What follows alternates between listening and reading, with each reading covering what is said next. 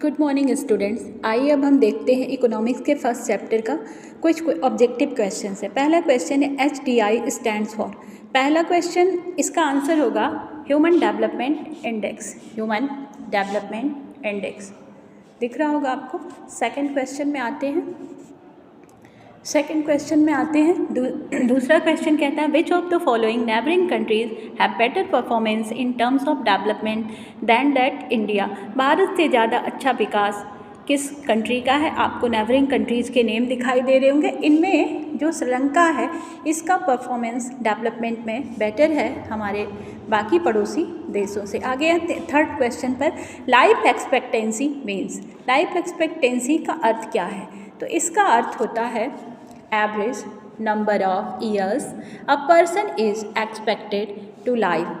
ये आपको दिख रहा होगा यहाँ पर। एक व्यक्ति जीवन कितने समय तक या कितने ईयर्स तक जी सकता है, इसको हम लाइफ एक्सपेक्टेंसी रेट कहते हैं। इसको क्वेश्चन नंबर 4 पर आते हैं। Which indicator for amongst the following is considered to be most important major of development. विकास को मापने के संकेतक या जो इंडिकेटर हैं वो बहुत महत्वपूर्ण इंडिकेटर्स में से हम काउंट करते हैं हेल्थ और एजुकेशन। दो को हम बहुत ज़्यादा महत्वपूर्ण मानते हैं। 5 पर आते हैं। Which country has better performance in the following in human development than India.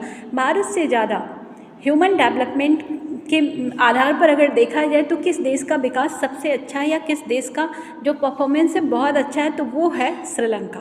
Sri Lanka का परफॉर्मेंस बहुत अच्छा है म्यांमार, नेपाल और बांग्लादेश के अपेक्षा।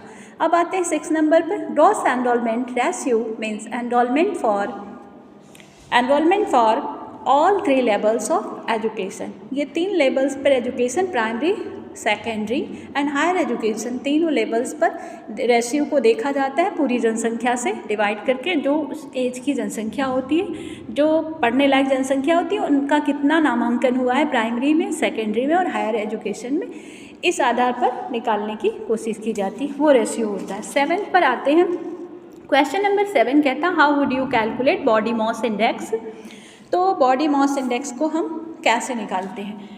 तो dividing the weight by square of the height, इससे हम इसको कैलकुलेट करते हैं बॉडी मास इंडेक्स को। आपको यहाँ दिख रहा होगा हाइट।